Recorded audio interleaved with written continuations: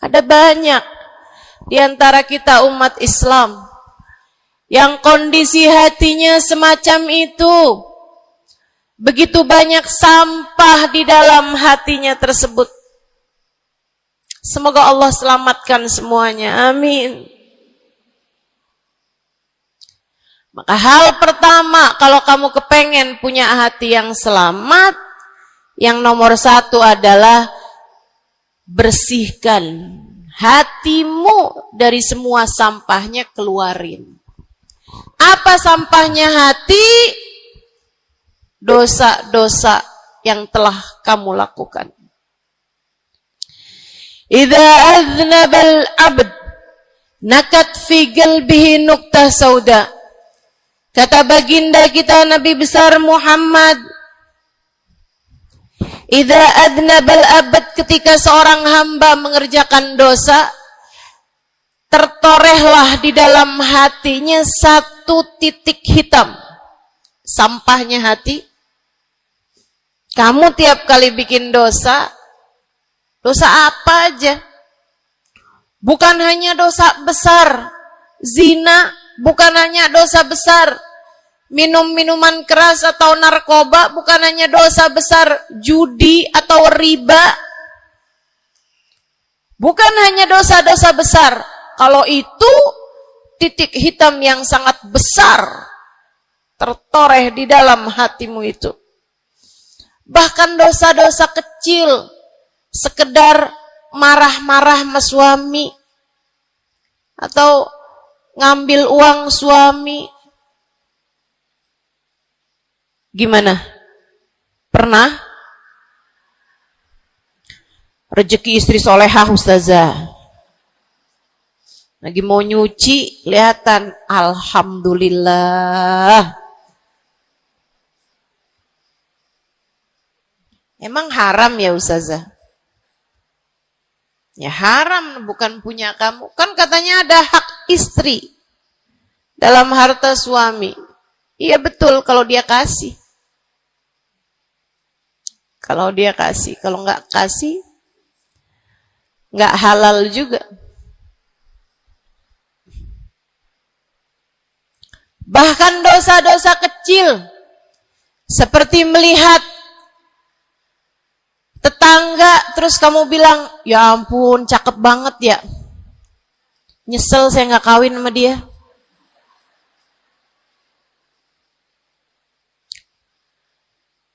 Dosa. Seperti memandang seseorang dengan pandangan menghina. Seperti membicarakan aib orang lain. Setiap kali kamu berbuat dosa, apapun bentuk dosanya, satu titik hitam tertoreh di dalam hatimu itu. Ini istighfar wa tab. Musih.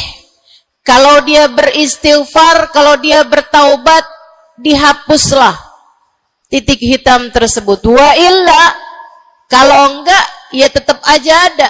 Kamu bikin dosa lagi, bikin dosa lagi, bikin dosa lagi, bikin dosa lagi. Enggak pernah istighfar, enggak pernah memperbaiki diri. Aurat tidak kamu tutup dengan baik. Sehingga akhirnya setiap kali kamu keluar dilihat oleh laki-laki yang bukan mahrammu. Satu titik hitam, satu titik hitam, satu titik hitam. Sampai terkadang hati seseorang dipenuhi dengan titik-titik hitam. Hatinya menjadi legam. Hatinya menjadi penuh dengan titik-titik hitam. Semakin bertambah lagi, semakin bertambah lagi, jadilah karat. Jadilah karat. Kalau udah jadi karat, na'udzubillah. Ini yang Allah sebutkan di dalam Al-Quran. Kata Allah, kalla, a'udzubillahi minasyaitonirrajim, kalla, bal rana ala qulubihim bima kanu yaksibun, kalla, innahum an rabbihim yawma idin lamahjubun. Kalla, kata Allah. balran. Ada ran, ada karat di dalam hati mereka tersebab dosa yang menumpuk tanpa pernah dimohonkan ampunan. Kalla innahum an rabbihim yawma idzin lamahjubun. Orang kalau hidup bawa karat hasilnya apa? Orang kalau hidup bawa karatnya hati hasilnya apa ya Allah? Kalla innahum an rabbihim yawma idzin lamahjubun.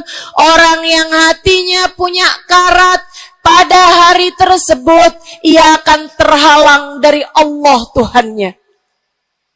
Guru saya Sayyidil Habib Umar bin Hafid menyampaikan tafsir mengenai ayat ini. Kata Habib Umar bin Hafid, tidak mati dengan membawa iman.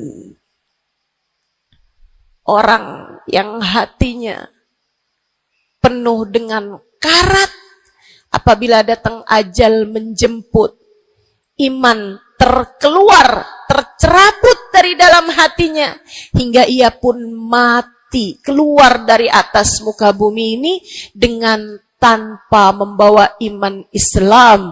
Dia keluar dari atas muka bumi ini bukan sebagai hamba Allah, bukan sebagai umat Nabi besar Muhammad sallallahu alaihi wa ala alihi wasallam. Dia meninggal dunia dalam keadaan su'ul khatimah.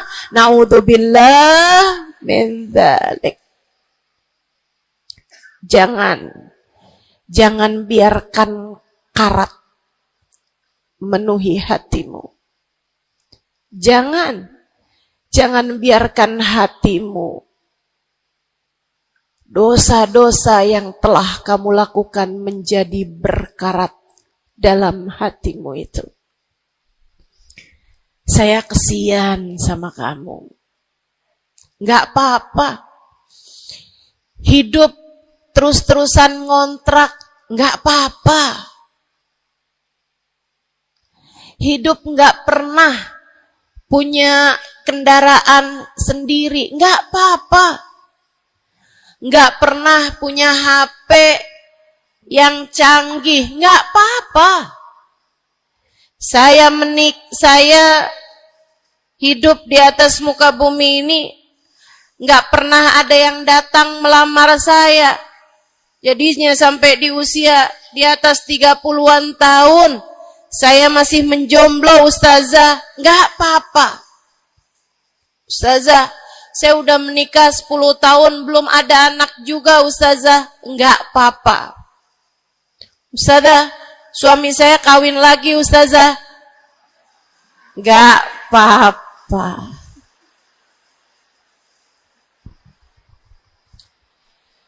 Hidup di dunia ini, apapun yang terjadi, semuanya hanyalah sementara.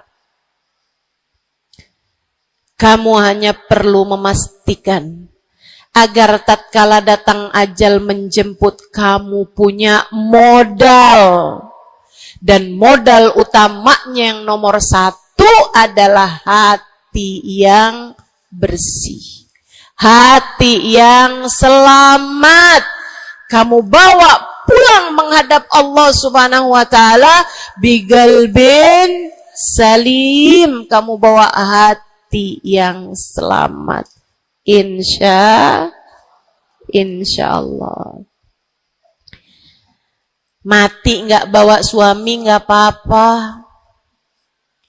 Mati nggak bawa anak nggak apa-apa. Nggak bakalan jadi pertanyaan malaikat raqib atid. Tapi mati harus dengan membawa hati yang selamat. Mudah-mudahan Allah karuniakan. Mudah-mudahan Allah karuniakan. Saudaraku sekalian yang saya muliakan, maka bersihkan sampah-sampah dalam hatimu itu. Caranya gimana nih, Ustazah? Dosa-dosa saya emang udah banyak banget. Saya di masa muda, di masa remaja, Bahkan sampai udah tua juga nih, bergelimangan dengan dosa demi dosa. Banyak dosa saya, Ustazah. Saya zaman muda berada dalam masa jahiliyah. Dosa, segala dosa saya kerjakan. Apa yang harus saya lakukan? Bersihkan karat-karat dalam hatimu itu dengan taubat. Minta ampun sama Allah, minta ampun sama Allah. Kamu perlu nangis sama Allah. Kamu perlu sungguh-sungguh minta ampunan sama Allah. Dosa segede gunung, kalau Allah mau melemparkannya ke dalam lautan ampunan, inna kaba'irad dunubi ful ghufrani kallamami. Katanya sahibul burda, sesungguhnya dosa-dosa besar dalam lautan ampunan, ia hanyalah seperti buih di dalam lautan. Gak ada artinya apa-apa kalau Allah mau ampuni. Dosa sebesar apapun, kalau Allah mau ampuni gak ada artinya.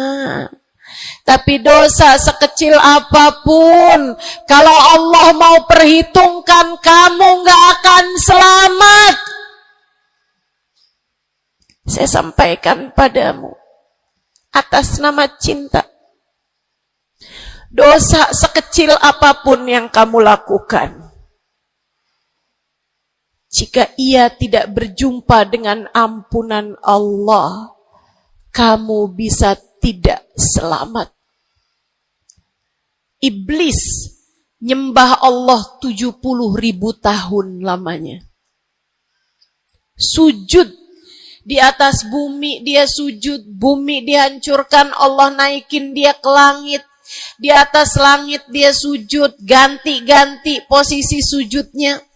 Karenanya Imam Ghazali dalam kitabnya Minhajil Abidin mengatakan, ma min buk'ah minal ard was sama, tidak ada satu jengkal tanah, baik di bumi ataupun di langit, illa waqad sajad iblis fihi sajdah.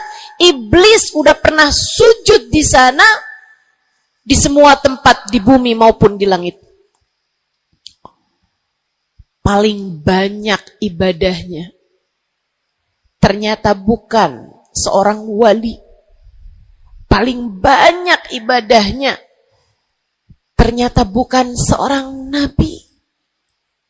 Kalau hitung-hitungan panjang-panjangan ibadah, ibadahnya iblis lebih panjang daripada siapapun dari makhluknya Allah Subhanahu wa ta'ala yang pernah tinggal di bumi ini. Akan tetapi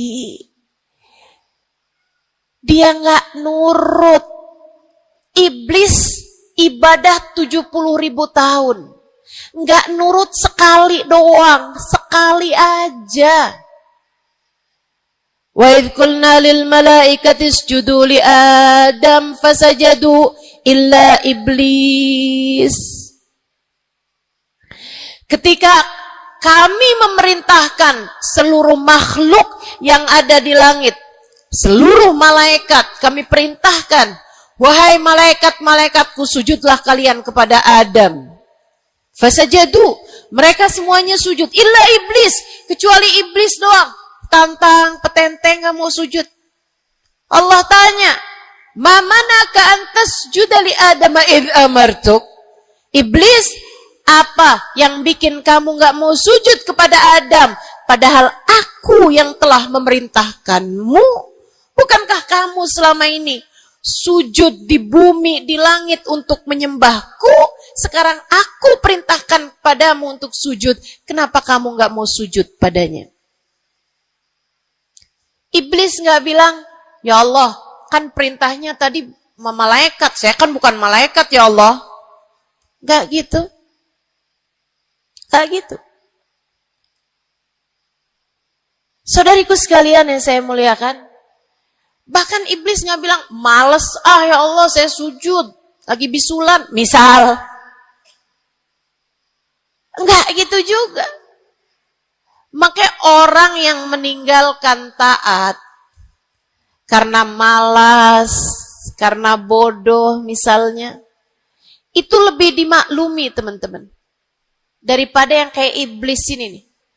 Ketika ditanya apa yang membuatmu gak mau sujud, wahai iblis, kepada Adam, iblis dengan pongahnya, dengan sombongnya mengatakan, ana khairun minhu, saya lebih baik daripada Adam. Khalaqtani min nar wa khalaqtahu min tin. Saya berasal dari api, sementara Adam berasal dari tanah. Tanah diinjak-injak ya Allah, sementara api begitu hebatnya.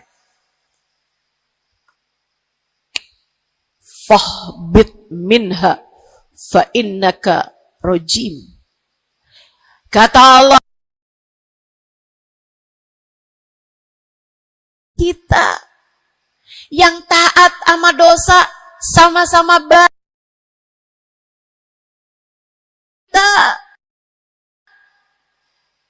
Yang mungkin dosa kita lebih banyak daripada taat kita.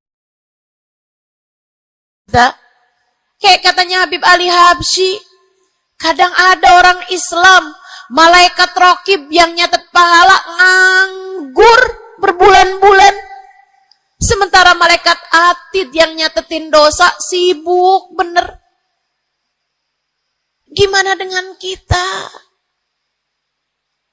Iblis hanya satu saja melanggar aturan Allah.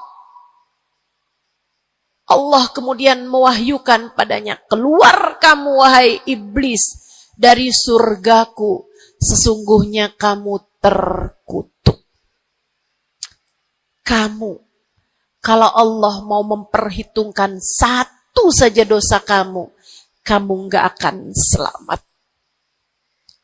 Saya sampaikan padamu, iya kamu, semua yang dengerin saya.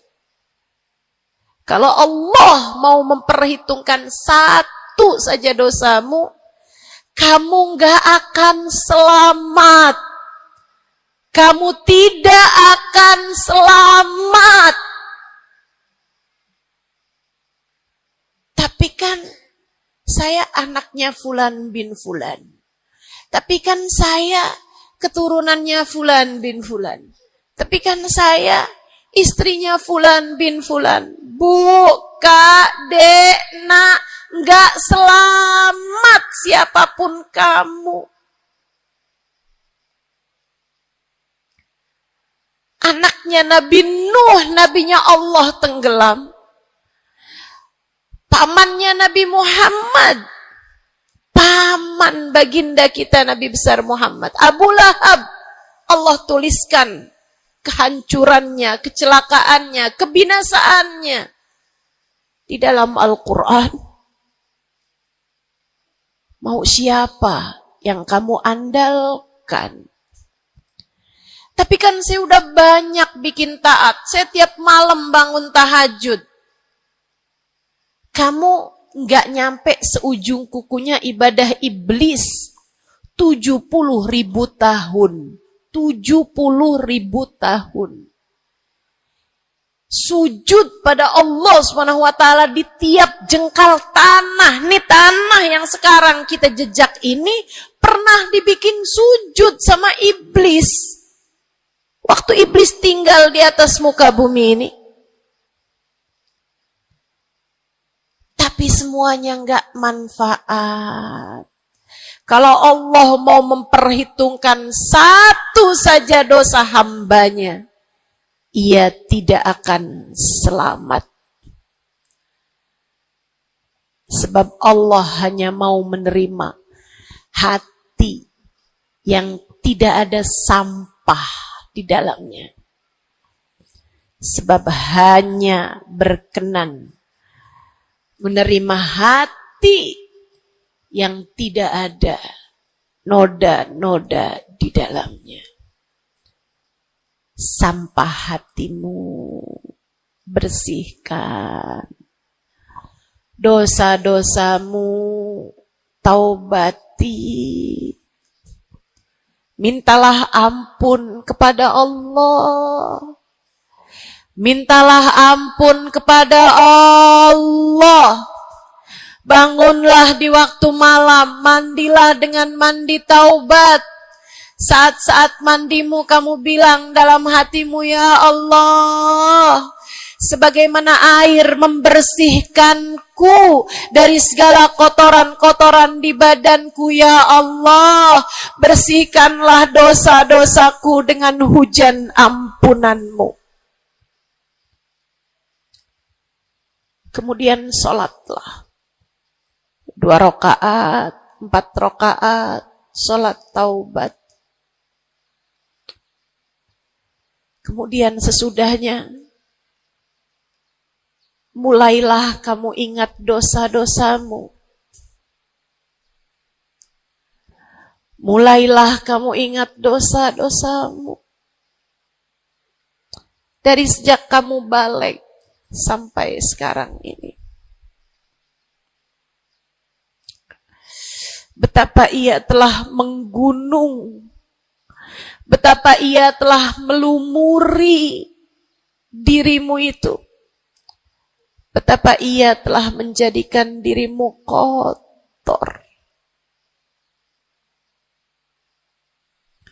Kemudian ingatlah nikmat yang telah Allah SWT berikan, bahwa bersama dengan banyaknya dosa-dosamu, ia tak henti-henti memberikan kepadamu kenikmatan demi kenikmatan. Bahwa meski matamu berulang-ulang kau pandang yang haram dengannya, Allah masih membiarkan matamu dapat melihat. Betapa meskipun telingamu berulang-ulang kamu pakai untuk mendengarkan aib-aib orang, nyatanya sampai sekarang telingamu masih dapat mendengar. Betapa lisanmu. Berapa banyak hati tersakiti dari lisanmu itu. Mertuamu kamu sakiti. Suamimu kamu sakiti.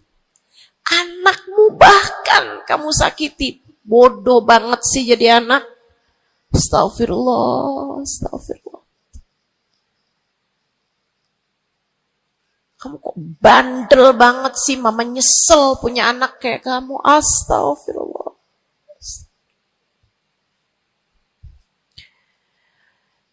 Betapa lisanmu menyakiti hati tetanggamu, saudara-saudarimu, sahabat-sahabatmu, orang-orang di sekelilingmu, merasakan gangguan dari lisanmu itu, tersakiti dari lisanmu itu.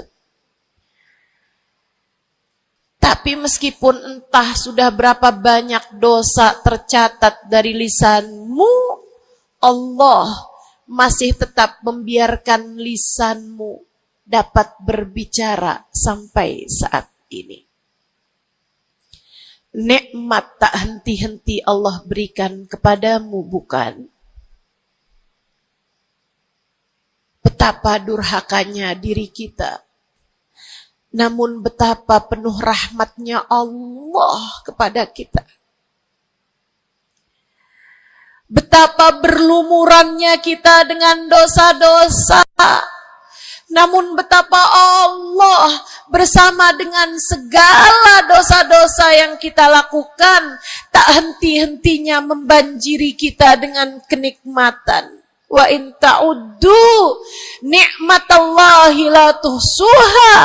Kalau kamu mau hitung nikmatnya Allah, kamu tak akan pernah mampu menghitungnya. Sesudah kamu ingat-ingat dosamu, kamu ingat nikmat Allah kepadamu,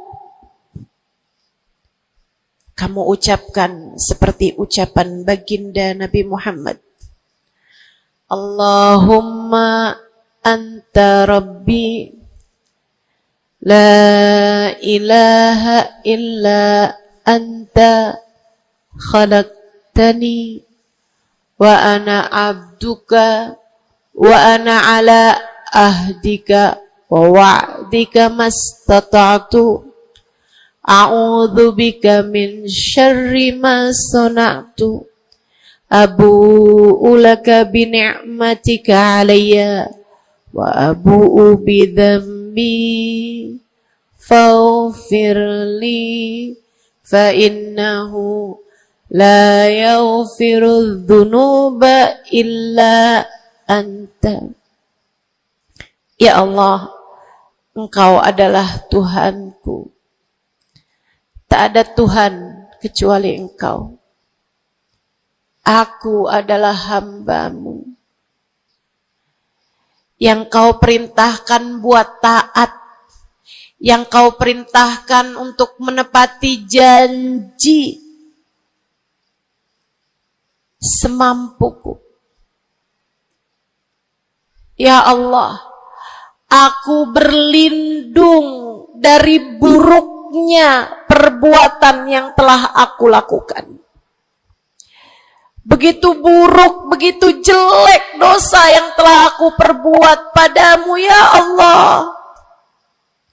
Abu'u laka bi ni'matika 'alayya. Ya Allah, Engkau selalu datang padaku dengan berbagai macam kenikmatan-kenikmatan. Wa abu'u bi dzambi, sementara aku selalu datang padamu dengan dosa demi dosa. Faghfirli, ampunilah aku ya Allah. Fa innahu la yaghfiru dzunuba illa anta. Bukankah tak ada yang dapat mengampuni dosaku selain Engkau ya Allah. Minta ampun sama Allah. Minta ampun sama Allah. Yang serius, menangislah di hadapannya. Menangislah di hadapannya. Dalam keheningan malam saat tiada sesiapapun yang melihatmu. Jauhkan dulu apapun yang dapat membuatmu kehilangan konsentrasi. Jangan lagi khusyuk-khusyuk begitu tiba-tiba kedengaran suara Shopee.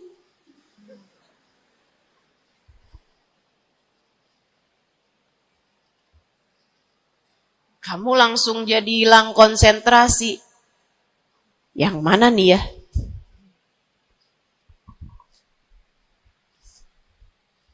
Bismillah. Kalau kamu pengen punya hati yang selamat, nomor 1 adalah taubat. Taubatan nasuha. Taubat yang sungguh-sungguh. Nyesel telah berbuat dosa, meninggalkan dosa-dosa tersebut, berjanji untuk tidak mengulanginya lagi.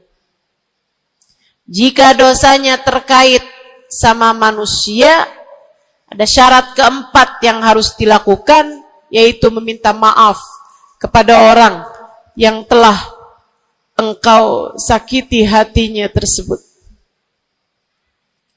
Yang kamu habis bikin dosa sama dia minta maaf. Mudah-mudahan Allah SWT ampuni dosa-dosa kita. Amin. Semoga Allah ampuni dosa-dosa kita. Amin. Ketika ada seorang ulama ditanya, ya Syekh, wahai Syekh, kalau saya nih punya banyak hajat nih, punya banyak permintaan, tapi waktunya sempit buat doa. Doa apa yang seharusnya saya panjatkan? Misalnya nih, lagi sebentar nih bisa kepegang Hajar Aswad. Lagi sebentar nih bisa ada di depan Ka'bah. Lagi sebentar nih bisa ada di dekat makam Nabi Muhammad SAW. Sesudah kita ucap salam kepada baginda Nabi. Ini apa nih yang harus saya minta kepada Allah? Hajat saya banyak, sementara waktu saya sempit buat doanya. Apa yang harus saya mintakan? Apa sebaik-baik hajat yang perlu kita mintakan di saat tidak banyak waktu untuk memintanya kepada Allah.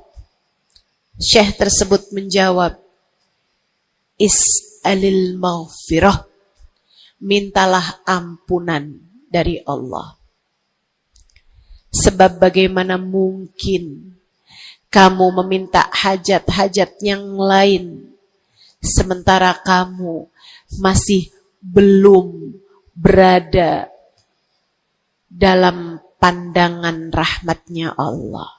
Kamu masih terusir dari pintunya.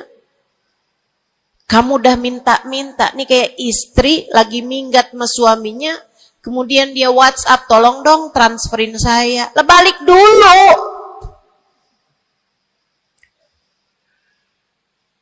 Baru minta. Tiap kita ngerjain dosa adalah tiap langkahan kita menjauh dari Allah Subhanahu wa ta'ala. Tiap kali kamu mengerjakan dosa adalah langkahan-langkahanmu menjauh dari Allah Subhanahu wa ta'ala. Karenanya mendekat dulu, masuk dulu, Allah bukain pintu dulu, baru deh silahkan minta yang lainnya. Kalau sempit waktumu, mintalah ampunan dari Allah Subhanahu wa ta'ala. Ini kan kerjaan kita nih suka salah-salah kalau doa. Giliran lagi ada hujan nih, wah doa mustajab, langsung. Ya Allah jodoh ya Allah. Yang cakep, yang ganteng, yang kaya, yang setia, yang soleh. Banyak bener. Padahal kalau ngelihat dirinya kagak ada pantes-pantesnya. Kalau kamu pengen jodoh yang soleh, solehahkan dulu dirimu itu.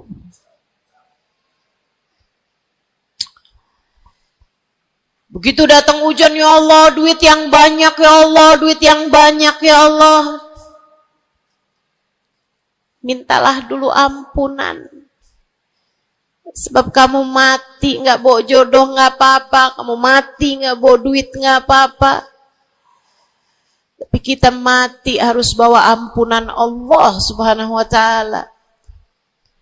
Sebab dosa akan mengotori ruang hati kita. Maka syarat utama hati yang bersih adalah keluarkan sampah darinya dengan cara taubat. Mohonlah ampun pada Allah. Secara serius. Cukup sekali Ustazah? Enggak cukup. Lo dosanya banyak. Tiap habis sholat minta ampun. Tiap ada kesempatan buat doa minta ampun. Tiap lagi datang hujan minta ampun. Tiap lagi ziarah ke makam Nabi, ke makam wali, minta ampun sama Allah. Tiap lagi datang orang soleh, katanya doa sambil memandang wajah orang soleh yang mustajab. Apa yang mesti kita minta? Minta ampunan dari Allah Subhanahu wa ta'ala. Minta ampunan dari Allah Subhanahu wa ta'ala. Itu satu syarat mutlak utama. Pengen hatimu selamat, keluarkan sampah-sampahnya. Habis keluarin sampah-sampahnya, nah sekarang udah bersih. Ternyata ada penyakit-penyakitnya. Ada bagian itu yang atapnya bocor. Ada airnya yang tersumbat. Penyakitnya rumah. Bukan begitu? Saudaraku sekalian yang saya muliakan, kamu kepengen hatimu jadi hati yang selamat, sembuhkan hatimu dari berbagai macam penyakit-penyakitnya. Apa aja sih penyakit-penyakitnya hati? Banyak. Imam Ghazali menyebutkannya dalam kitab Ihya Ulumuddin. Sampai jadi satu kitab yang tebal membahas mengenai hal-hal yang buruk yang ada dalam hati manusia. Pembahasan panjang. Nggak akan keburu waktunya buat bahas panjang itu. Tapi saya bilang, Bu, kayak rumah. Saya pernah beli rumah. Suami saya beli rumah. Kemudian saya liatin rumahnya bagus, bersih, cakep. Udah nih. Kemudian satu hari saya ajak teman saya yang ngerti urusan rumah. Ahli desain interior rumah. Saya bawa masuk dalam rumah saya. Dia liatin. Ini bocor nih Ustazah. Yang ini nih. Harus cepet-cepetan ditambal. Terus dia lihat ada bagian atap tuh bocor tuh Ustazah. Tambal dulu Ustazah. Dibenerin dulu tuh Ustazah sebelum ditempatin. Bu, saya kirain rumah saya udah bagus. Ternyata kalau dilihat sama ahlinya baru ketahuan. Kita juga begitu semua. Kita kirain hati kita baik-baik aja. Tapi kalau kita duduk ngaji, kalau kita hadir di majelis taklim, kalau kita dengerin kajian-kajian, kita baru paham. Ya Allah, ternyata hati saya ada penyakitnya di sini. Ternyata saya juga punya penyakit yang ini. Ternyata saya punya penyakit yang ini. Karena jangan berhenti belajar. Jangan berhenti mengaji. Biar kita paham penyakit-penyakit hati kita tuh di bagian mana. Sehingga kita bisa konsentrasi buat mengobatinya. Ada tuh bagian atap yang dibilangin sama temen saya nggak terlalu peduli. Saya liatin kecil aja kok. Sampai satu hari, untung aja saya nggak ada di bawah situ. Jebol atap rumah saya. Banjir rumah saya. Gara-gara atap yang berpenyakit yang tidak diberesin. Begitu pula dengan hati kita. Cari tahu apa penyakitnya. Cari tahu apa obatnya. Dengan kamu duduk mengaji. Ini bukan urusan sejam, 2 jam dipelajari. Kemudian semuanya benar. Ini adalah PR seumur hidup kita. Buat sehatin hati kita. Buat bagusin hati kita. Buat bersihin hati kita. Penyakit hati paling berbahaya namanya kesombongan. Dan Bu, Kak, Dek, Nak, siapa di antara kita yang selamat darinya?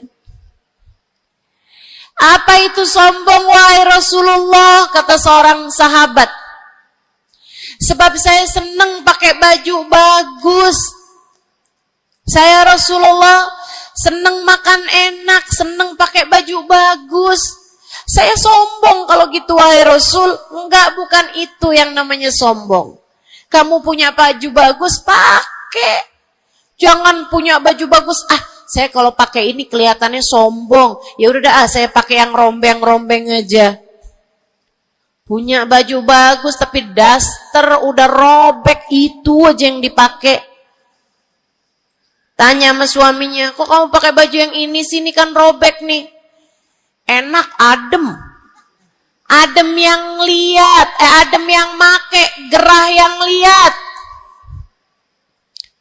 Bukan itu yang namanya kesombongan.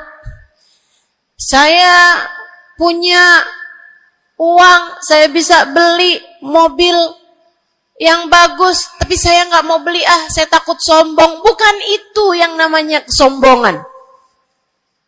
Saya punya uang, bisa bangun rumah buat tamu-tamu. Ulama-ulama kalau datang bisa tinggal di rumah saya.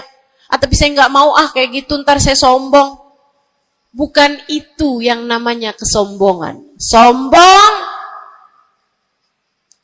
kata Nabi Muhammad, batarul haq wa ghamtun nas.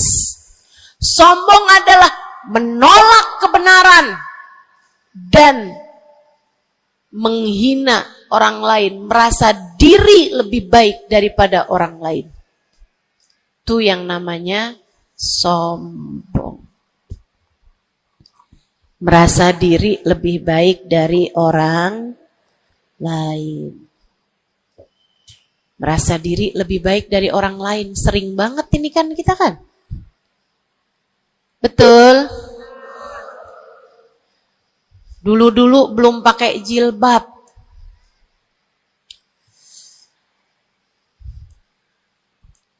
Nggak ngerjain taat yang namanya menutup aurat. Habis itu kemudian pergi majelis, hadir kajian pakai jilbab, rapi banget. Bahkan tumpuk-tumpuk. Ustadzanya pakai jilbab 1 lapis, dia pakai 3 lapis. Tapi dia ngelihat orang-orang yang belum pakai jilbab, ya ampun, belum dapat hidayah, sian. Saya rasanya kepengen buat bisikin sama dia, Mbak, Israel udah deket. Boleh gak sih Ustazah, saya bisikin di telinganya, malaikat penjaga neraka kirim salam. Astagfirullah. Dulu kamu berbuat dosa dengan membuka auratmu, kini kamu berbuat dosa dengan dosa kesombongan. Itu namanya bukan taubat. Itu namanya bukan hijrah. Itu namanya pindah dosa. Dari satu dosa membuka aurat menjadi dosa kesombongan. Dan bisa jadi di hadapan Allah dosa kesombongan lebih besar nilainya daripada dosa membuka aurat. Bisa jadi. Bisa jadi.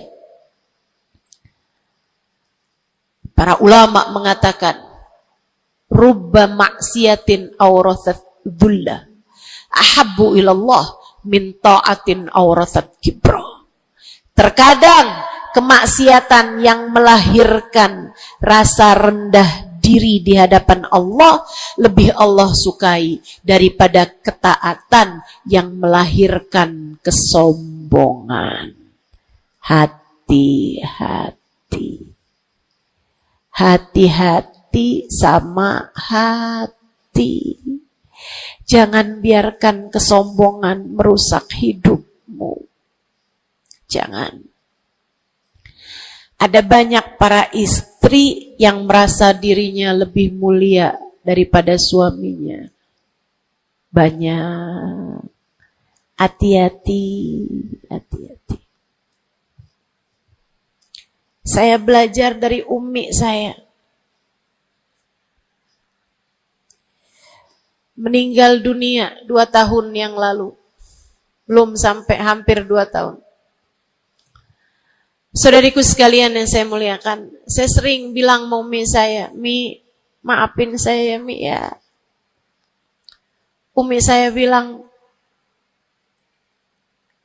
Nak, maafin Umi ya. Umi punya salah sama kamu nggak kurang daripada salah kamu sama Umi. Umi punya dosa sama kamu pasti lebih banyak daripada dosa kamu sama Umi.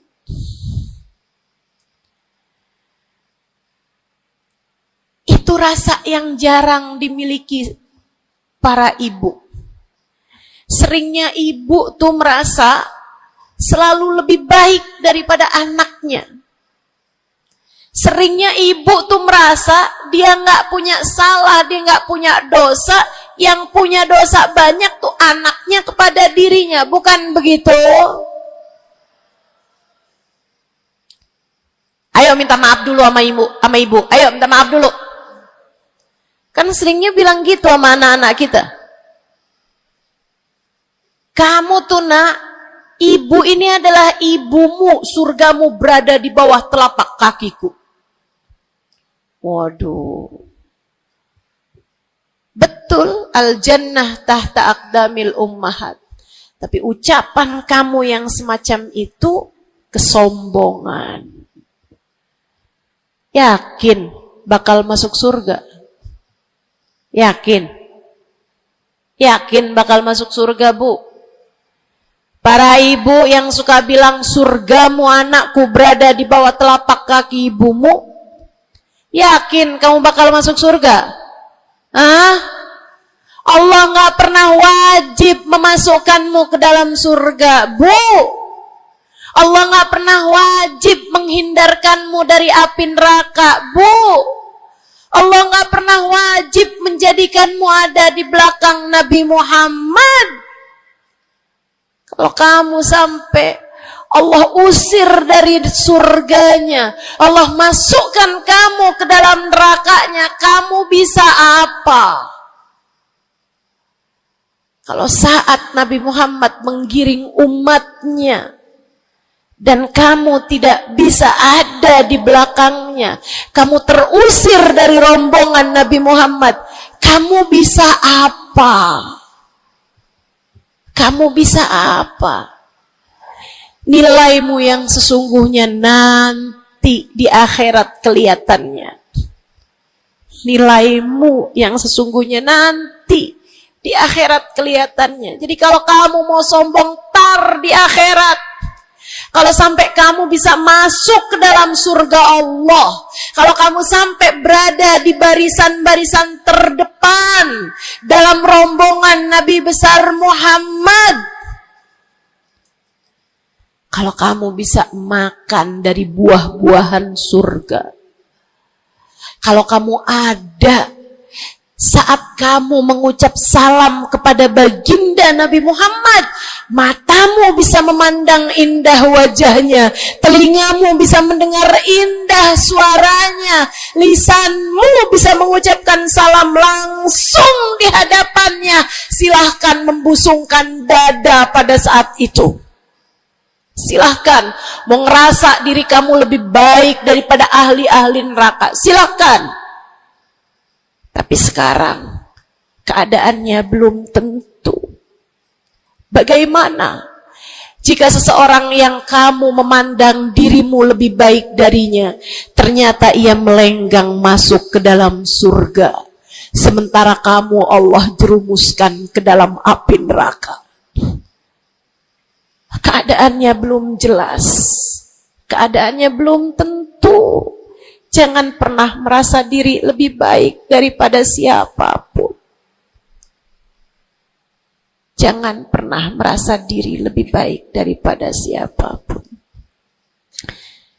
Hatimu benerin rusak-rusaknya, penyakit-penyakitnya. Ada penyakit berbahaya namanya hasud. Ada penyakit berbahaya namanya hasud. Apa itu hasud? Seneng orang lain dapat kesulitan,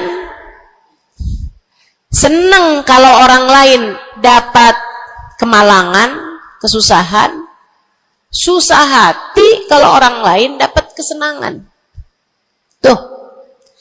Seneng orang lain susah, susah orang lain seneng. Itu namanya hasud.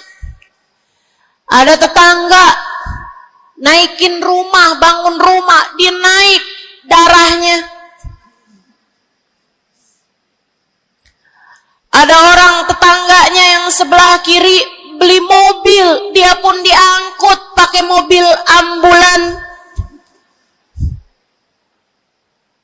Busuk bener hatinya, dimakan sama sifat namanya sifat hasud.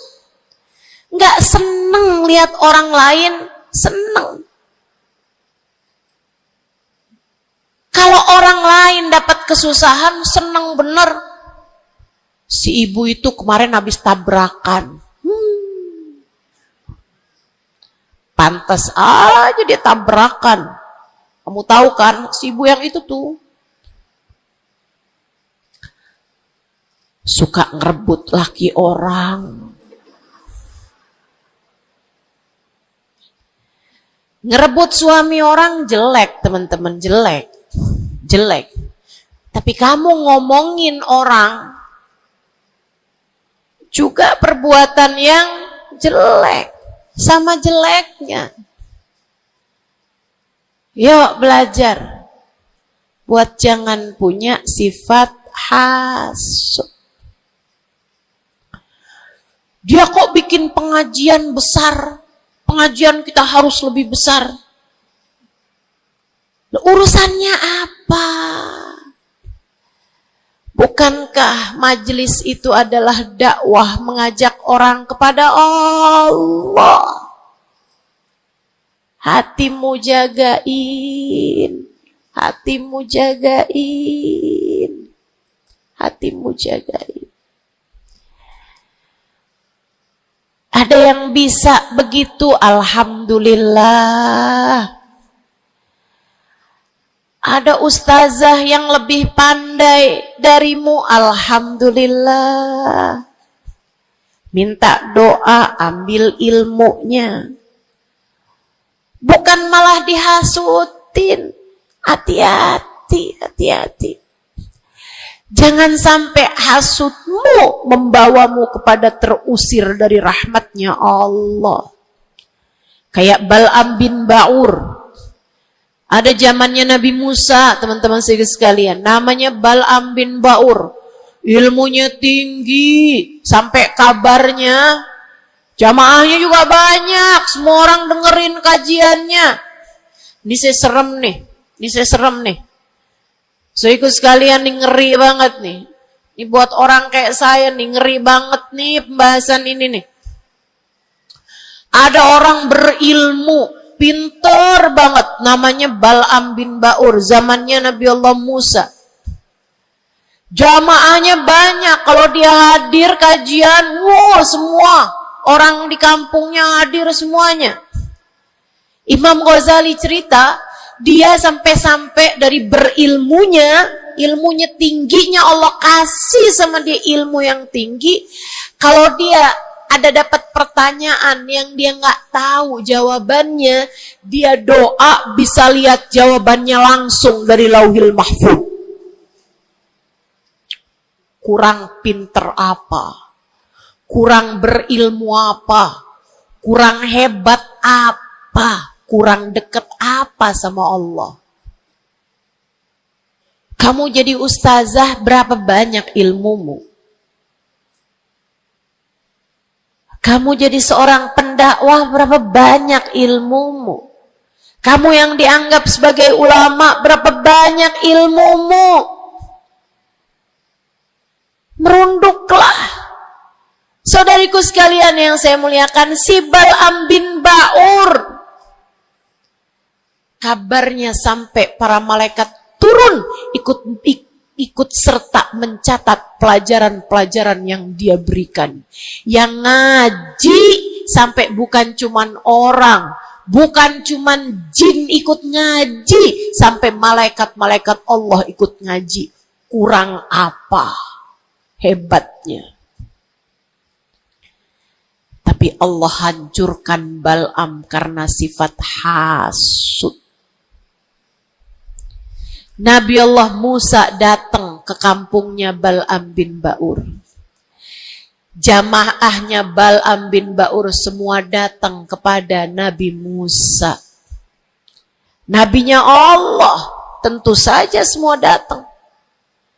Semuanya datang kepada Nabi Musa. Semua minta doa kepada Nabi Musa. Semua berharap berkah dari Nabi Musa sebagai seorang nabinya Allah Subhanahu wa taala, Jalla Jalaluhu wa ta'ala azamatuh.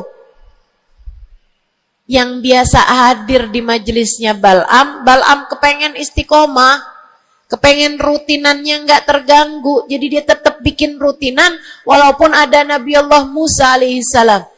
Jamaahnya dikit yang hadir. Mulai nih orang-orang yang berpenyakit datanglah kepada Bal'am bin Ba'ur. Rupanya Bal'am bin seorang nabinya Allah.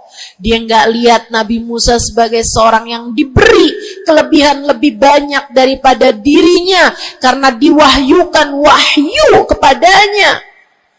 Bal'am bin Ba'ur termakan sifat hasud. Ia pun berdoa meminta kepada Allah, ya Allah hancurkanlah Musa. Ya Allah, hancurkanlah Musa. Hancurkanlah Musa ya Allah. Saudaraku sekalian yang saya muliakan, Allah angkat semua kelebihannya Bal'am bin Ba'ur. Bahkan kabarnya dialah orang ateis pertama di atas muka bumi ini yang mengatakan alam semesta enggak ada Tuhannya. Ngeri, ngeri, ngeri. Allah cabut bahkan iman dari dalam hatinya Bal'am bin Ba'ur. Iman Allah cabut. Dari yang asalnya berilmu kayak begitu, Allah sampai cabut imannya, teman-teman saudaraku sekalian. Allah pun ceritakan tentang Bal'am bin Ba'ur dalam Al-Quran. Kata Allah Subhanahu wa taala, "A'udzu billahi minasyaitonir rajim. Famathaluhu kamathalil kalbi in tahmil alaihi yalhath au tatrukhu yalhath." Perumpamaannya Bal'am bin Ba'ur seperti anjing. Kalau kamu angkat, dia menjulur-julurkan lidahnya. Kalau kamu tinggalkan, dia pun juga tetap menjulur-julurkan lidahnya. Dianjing-anjingin, bukan sama orang, sama Allah Subhanahu wa ta'ala. Lihat betapa Allah Subhanahu wa ta'ala kalau murka sama seseorang nggak tanggung-tanggung. Siapapun kamu, kalau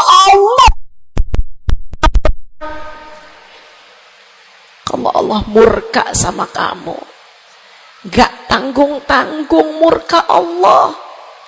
Bahkan kepada seseorang yang dibukakan lauhil mahfud kepadanya, Allah jadikan dia seperti anjing, kata Allah dalam Al-Quran.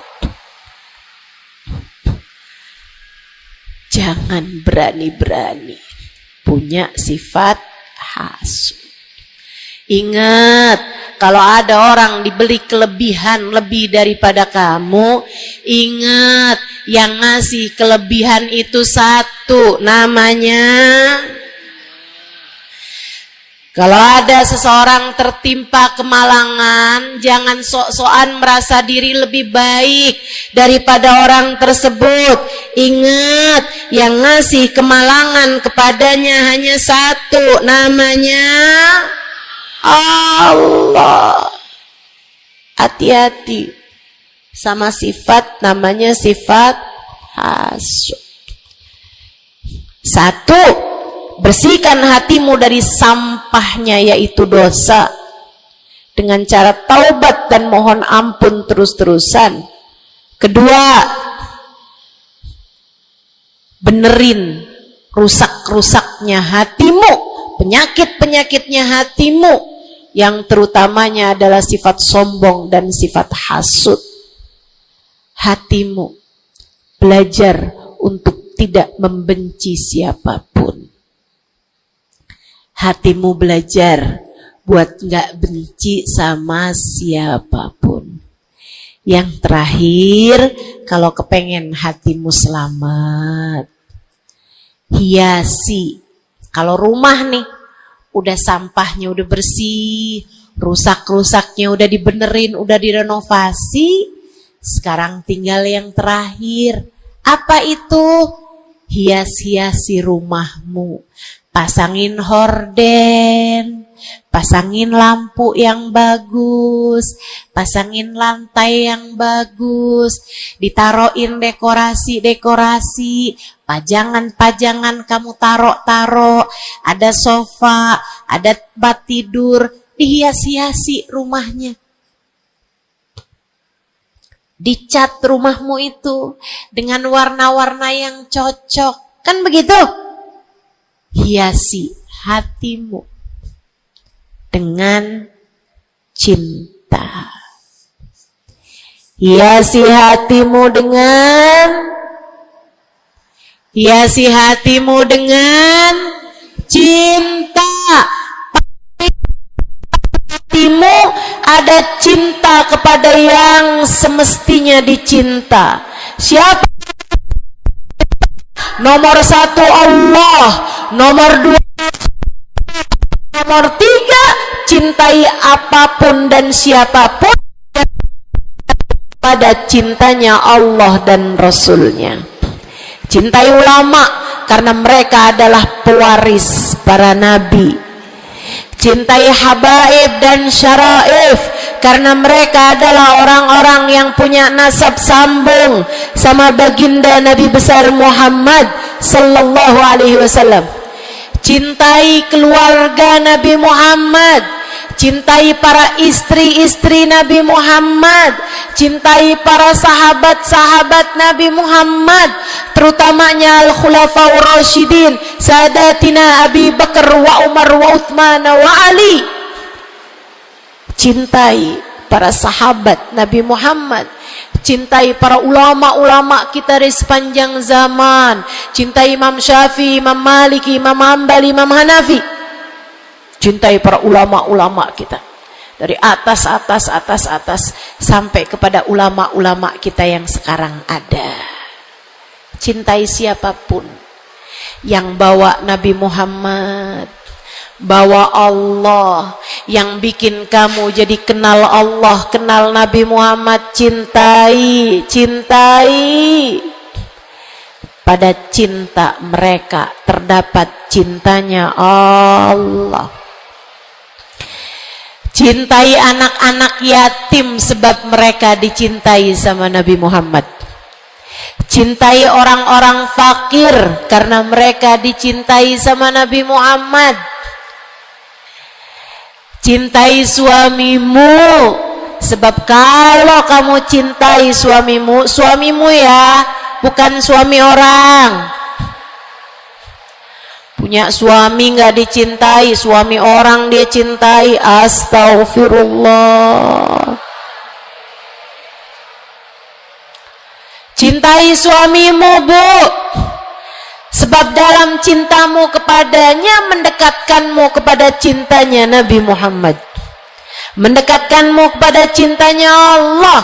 Kamu sayangi, kamu hormati, kamu muliakan suamimu, Allah ridho kepadamu, Nabi Muhammad sayang kepadamu. Cintai orang tuamu sebab Allah memesankan kepada kita untuk cinta kepada orang tua kita. Cintai anak-anakmu sebab mereka umatnya Nabi Muhammad. Mereka umatnya Nabi Muhammad. Nabi Muhammad sangat sayang sama umatnya yang masih kecil-kecil. Nabi Muhammad sangat sayang sama umatnya yang masih belia, masih remaja. Mereka disayangi sama Nabi Muhammad, maka kamu pun harus sayang sama mereka.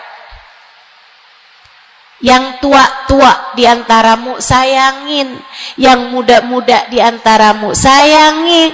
Kata Nabi Muhammad, laisa minna man lam yuwaqir kabirona walam yarham saghirona. Tidak termasuk diantara umat Islam yang gak hormat sama yang tua, yang gak sayang sama yang muda.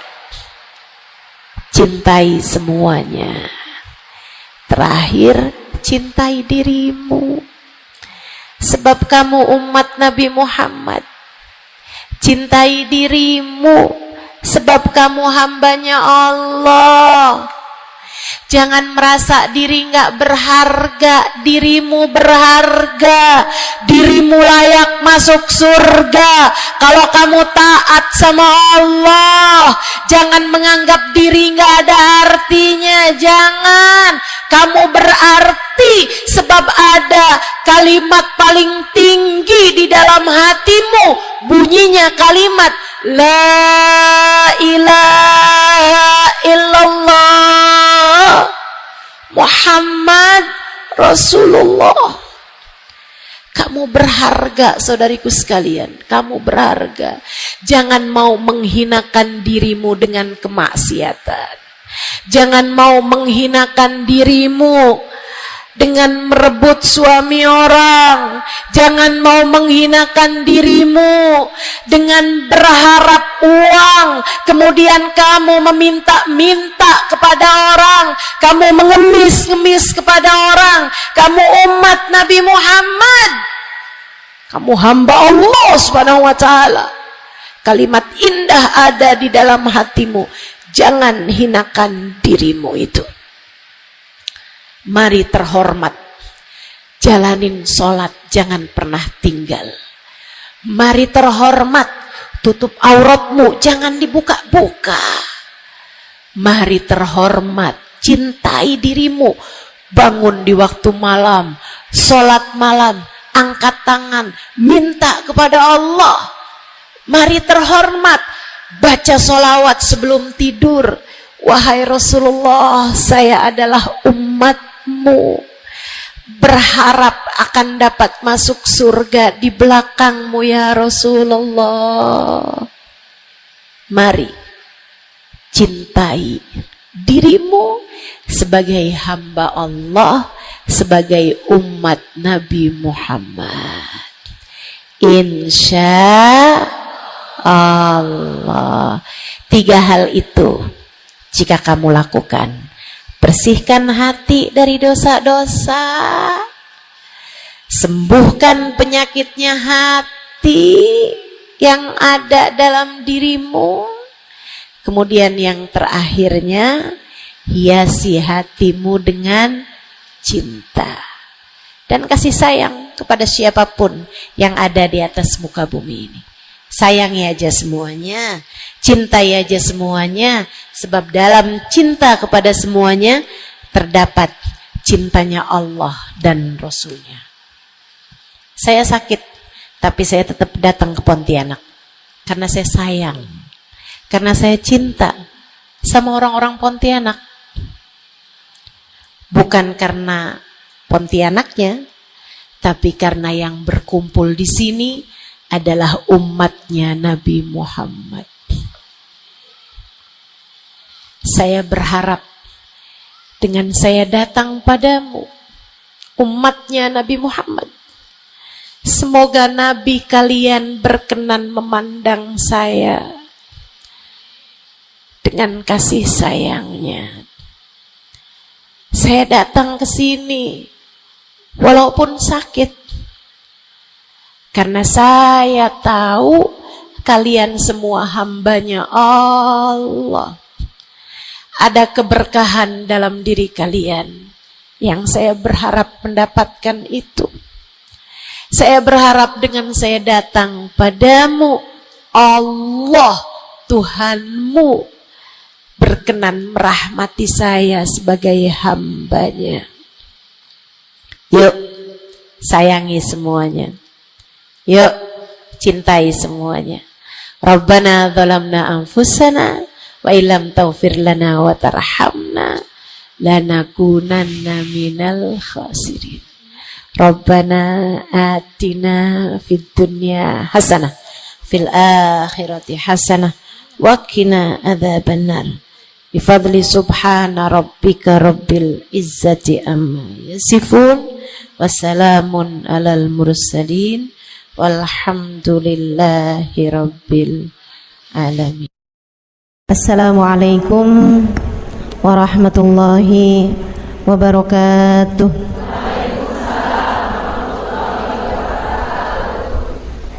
Alhamdulillah, wassalatu wassalamu ala Rasulillah Muhammad ibn Abdillah wa ala alihi wa sahbihi wa man wala. Subhanaka la ilma lana illa ma 'allamtana innaka antal alimul hakim. Rabbi syrah li sadri wa yassir li amri wahlul 'uqdatan min lisani yafqahu qawli, amma ba'du. Baik, sebelum kita mulai, kita akan baca niat belajar bersama-sama. Mudah-mudahan ilmunya nanti sekali lagi jadi ilmu yang manfaat buat kita sekalian. Bismillahirrahmanirrahim. Nawaitu ta'allum wa ta'lim wan naf'a wal intifa' wal mudzakarah wat tadhkir wal ifadah wal istifadah wal hidza ala tamassuk bi kitabillah wa sunnati rasulillah sallallahu alaihi wa alihi wasallam wa du'a ila al-huda wa dilalata ala al-khair ibtigha'a mardatih wa qurbih wa thawabih wa husnil khatimah ma'al lutfi wal afiyah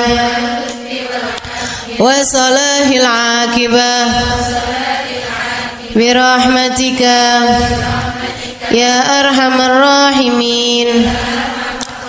La hadratin Nabi Muhammad sallallahu alaihi wasallam wa alihi washabihi azwaji wa dzurriyyati wa ahli baiti waslimu jamil anbiya wal mursalin wal kulli ajma'in anna Allah yaghfiruhum wa yarhamuhum wa ya'li darajatihim fil jannah wa yanfa'una barakatihim wa asrarihim wa anwarihim wa ulumihim wa nafaatihim fid din wa dunya wal akhirah. Al-Fatihah baca bersama-sama.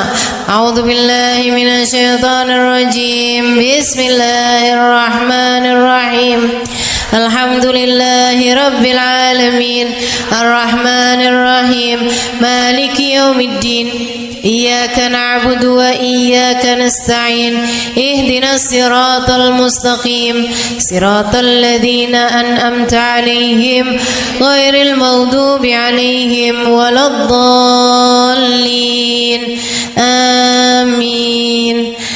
Taqabbalallah minna wa minkum, taqabbal ya karim. Warraghbah fid dunya, sementara rakus ambisi terhadap dunia, tukathirul ham, bikin banyak sumpah, wal hazan, dan bikin banyak kesedihan.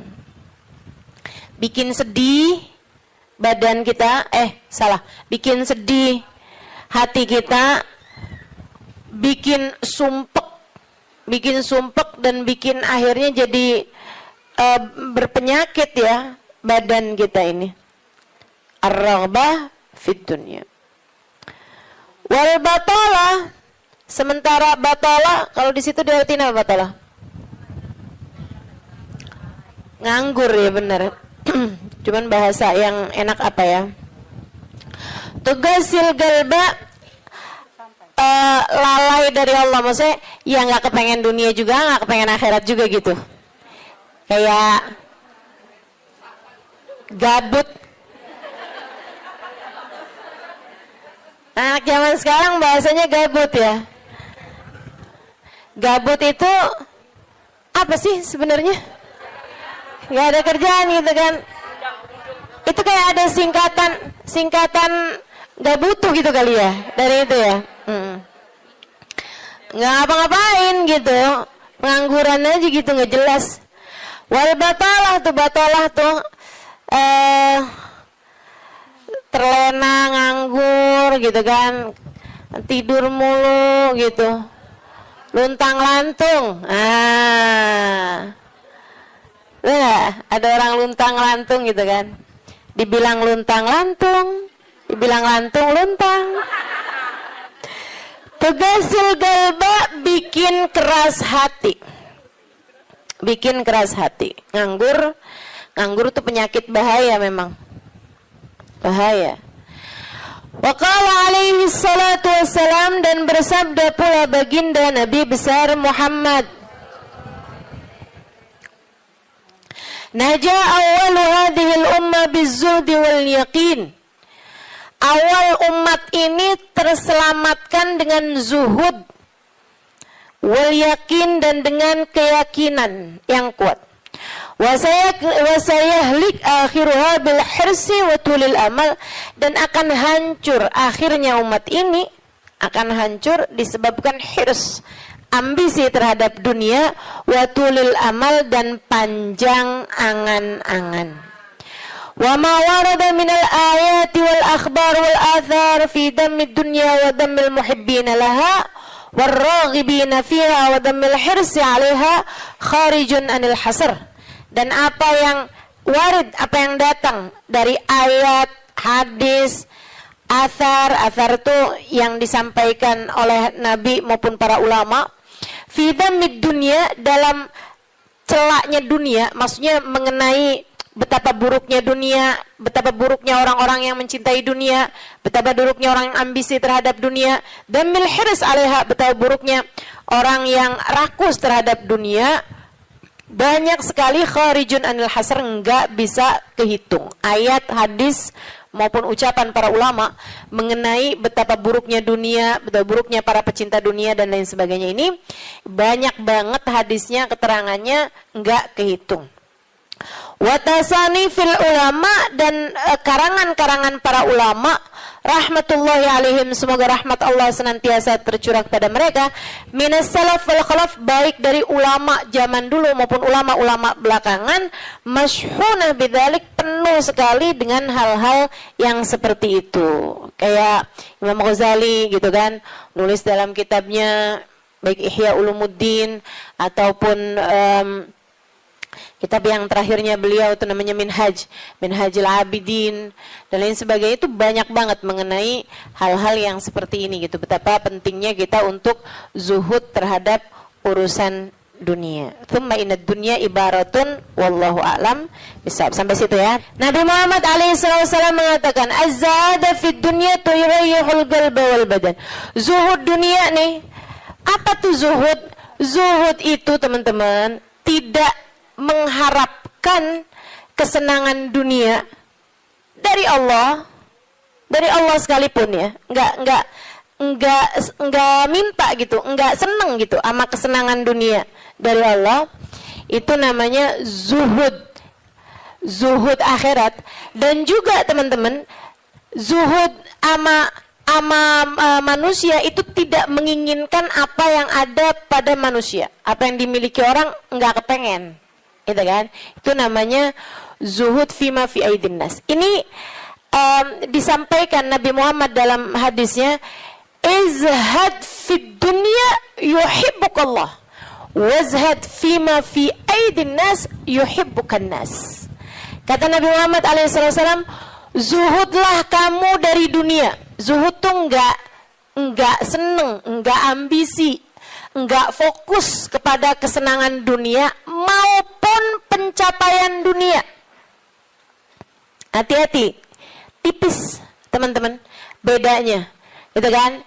Pencapaian dunia, saudara sekalian, kayak gini loh, banyak followers, majelisnya jadi rame, itu tipis tuh antara kamu kepengen akhirat sama kamu kepengen dunia. Buat siapanya? Bukan buat yang hadir. Saya rasa kalau yang hadir mudah-mudahan baik gitu kan. Tipisnya itu buat pelaku-pelaku dakwah, baik yang rumahnya buka buat majelis atau dia buka majelis, atau yang ngajarnya nih gitu. Karena kalau tujuannya senengnya itu adalah urusan-urusan dunia, tuh tipis banget setan nantinya tuh bisa masuk dari arah situ. Dari arah situ masuknya. Izhad fid dunia, kata Allah SWT. Makanya dari tipisnya nih yang saya sebut tadi itu ya, kayak keinginan kamu tuh dunia apa akhirat, keinginan kamu tuh pujian manusia atau pujian Allah. Itu sampai-sampai banyak dari para wali-walinya Allah Subhanahu wa taala meninggalkan kemasyhuran dunia karena khawatir sama hatinya. Banyak saudaraku sekalian. Sampai ada di antara para wali itu yang sampai berpura-pura nyuri, sampai dikejar orang gitu kan. Kenapa dikejar orang? Karena yang dia curi adalah bajunya seorang perempuan yang lagi mandi. Ada orang lagi mandi, wali loh yang ngerjain. Untung belum zaman viral internet ya. Ini kalau zaman viral internet kayak apaan tuh, orang ngejudge dia tuh kan, udah nganggepnya udah hancur banget dah gitu. Tapi memang itu yang dicari sama beliau. Yang dicari sama beliau adalah menghindar dari kepopuleran, menghindar dari apa yang orang-orang mencari dari kemuliaan dunia karena khawatir hatinya terselip rasa keinginan untuk dianggap mulia di dunia menghancurkan kemuliaannya di akhirat. Serem bener buat orang-orang kayak saya yang sama Allah dikasih pegang mic di depan, ya kan? Teman-teman saya sekalian, nggak gampang. Makanya kalau ada yang bisa kamu lakukan untuk saya, doain biar bisa ikhlas, doain biar bisa benar gitu, jaga hati, doain biar disayang Allah gitu. Kesian nih, begitu udah masuk nih setan, teman-teman saya sekalian, setan tuh ya datang ke pedagang beda, datang ke orang awam beda, datang ke ulama beda lagi. Waduh, yang datang ke ulama nih setannya juga ulama. Setannya juga kelas profesional, gitu kan? Jadi nggak ecek-ecek gitu loh. Setannya juga setan-setan berkelas, teman-teman saya sekalian. Nah itu kan yang belum tentu selamat gitu, belum tentu selamat. Masya Allah. Ada tuh zamannya Imam siapa ya? Ada Imam Ghazali cerita dalam Ihya-nya. Kita suka ketawa-ketawa tuh dengerin cerita Imam. Maksudnya kalau baca ceritanya Imam Ghazali yang begitu-begituan. Kata Imam Ghazali dalam Ihya-nya tuh ada orang atau di Minhaj ya wallahu a'lam, pokoknya salah satu kitab Imam Ghazali lah. Imam Ghazali cerita ada orang dia itu ulama, teman-teman. Cuman ulamanya itu masih suka yang ya gitulah, masih ada kesenangan dunianya. Senang sama popularitas, senang sama dimuliain orang, senang sama ini sama itu sama ini sama itu. Ada satu ulama khomul, ulama yang lain nih, ulama yang nggak seneng namanya terkenal, nggak seneng, dia nggak seneng sama urusan begituan, urusannya antara dia sama Allah, tapi ilmunya luar biasa. Ulama yang kedua nih, ini ulama yang pertama nih saya nggak inget namanya gitu ya, dua-duanya nih saya nggak inget namanya. Nah ulama yang pertama nih dia lagi khutbah Jumat, teman-teman saya sekalian, dia ngomong sesuatu yang dinisbatkan kepada ulama yang kedua yang nggak senang keterkenalan apa ini, teman-teman. Dia ngomong bahwa saya pernah dengar kayak kan ada orang-orang itu ya Allah, mudah-mudahan Allah bersihkan hati kita semuanya nih ya. Ada orang-orang yang kalau cerita sama orang lain bahkan di mic sekalipun senang menunjukkan kedekatannya sama ulama yang lain atau sama orang-orang yang berilmu, guru-guru apa segala macam gitu kan ya. Yang tujuannya adalah biar orang tahu nih gua deket sama si ini, gua deket sama si itu. Paham maksud saya? Mudah-mudahan Allah selamatkan hati saya. Mudah-mudahan Allah selamatkan hati kita semua. Sehingga sekalian, dia bilang tentang ulama B nih. Dia bilang saya pernah dengar Syekh ini mengatakan gitu kan. Syekh itunya hadir di majelis tersebut. Ya. Dan yang diomongin sama Syekh A ini tentang Syekh B itu nggak pernah diomongin sama Syekh B-nya. Paham? Jadi ulama A ini bohong tentang ulama B. Bohongnya di khutbah Jumat cuman untuk menunjukkan betapa dekatnya dia sama ulama B tersebut itu. Dia ngomong kayak begitu, sehingga sekalian tahu apa yang dikerjain sama ulama B? Ulama B ini yang kenapa nih anak? Beliau berdiri nyabut bulu ketiak di tengah orang banyak. Beliau berdiri nih. Beliau berdiri kemudian nyabut bulu ketiak. Heh, Syekh, kurang ajar kamu. Ini waktunya khutbah. Saya nggak pasti itu khutbah Jumat atau khutbah yang lain nih ya. Ala kulli hal, Syekh, ngapain kamu di waktunya khutbah, kamu malah cabut bulu ketiak? Duduk Syekh, nggak punya adab. Kata Syekh B ini, kamu yang nggak punya adab nak. Kamu yang nggak punya adab Pak. Kenapa kamu mengingatkan saya untuk sesuatu hal yang sunnah? Nyabut bulu ketiak, kalau salah memang hari Jumat ya. Nyabut bulu ketiak hari Jumat hukumnya sunnah. ala sunnah walimada astahi, dia bilang, kenapa saya mesti malu? Kamu gak punya malu apa depan orang-orang kamu nyebut bulu ketiak? Bulu ketiak itu kan buat laki-laki, sama laki-laki nggak aurat, sesama perempuan aja nggak aurat. Bulu ketiak ya, maaf ya teman-teman sekalian. Beliau bilang walimada astahi, kenapa saya mesti malu? Ana ala haq wa anta alal batil, saya mengerjakan barang hak, kamu mengerjakan barang batil. Dia bilang saya mengerjakan barang hak, nyabut bulu ketiak sunnah hari Jumat. Dia bilang kamu ala batil, karena kamu menceritakan tentang saya sesuatu yang tidak pernah saya katakan. Saya Syekh Fulan min Fulan, sebutin nama dia namanya. Ya Allah, merah padam mukanya. Seram teman-teman, seram. Ya gitulah. Kadang-kadang tuh sampai tipis banget keinginan dakwah atau keinginan pamer. Tipis. Setannya tuh ngebisikin sampai kayak suara semut. Katanya Nabi Muhammad alaihi salatu wassalam, "Ar-riya yadhubbu ala ummati kadhabibin naml." Riya itu bersuara di hati umat saya kayak suaranya semut, nyaris enggak kedengeran suaranya. Antara kamu seneng agama Allah jadi tinggi, atau kamu seneng nama kamu jadi tinggi. Tipis, segaris, bahkan lebih tipis daripada kulit bawang, teman-teman. Oke, mesti terus minta perlindungan sama Allah. Ya Allah, ya Allah, ya Allah, ya Allah.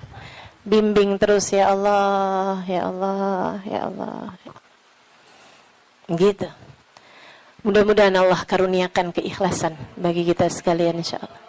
Sebab yang namanya pencapaian akhirat teman-teman. Dan pencapaian akhirat kita nggak pernah tahu. Pencapaian akhirat tuh kita nggak pernah tahu. Taunya kapan? Entar di akhirat. Namanya juga pencapaian akhirat. Taunya entar di akhirat. Saat kamu berhasil menghadap Nabi Muhammad. Saat namamu menjadi seseorang yang dikenal oleh Nabi Muhammad. Kalau mau bangga, tar di sana. Alhamdulillah, demikian ceramah untuk hari ini.